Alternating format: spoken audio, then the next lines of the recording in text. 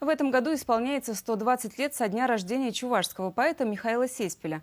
В его родной деревне в Канашском районе решили поощрить тех, кто изучал жизнь и творчество известного земляка. Почетным жителем деревни Сеспель стал литературовед и публицист, краевед Виталий Станьял. Он посетил все места, связанные с именем поэта, и даже съездил на Украину, чтобы пообщаться с людьми, знавшими Михаила Сеспеля. Виталий Станьял считает, что стихи чувашского поэта учат любить малую родину, поэтому к ним нужно приобщать школьников. В 90-е годы в республике даже проводили фестиваль, посвященный голосу чувашской революционной поэзии.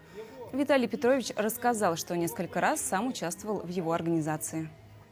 Однажды на поэтический фестиваль самый больший мы ожидали 300 школьников, а приехало сколько, думаете?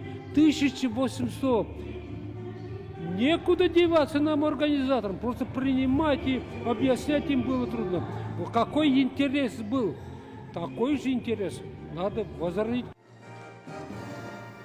Посмертную награду вручили и скульптору Алексею Майраслову. Он автор памятника Михаилу Сеспелю, который установлен на проспекте Ленина в Чебоксарах.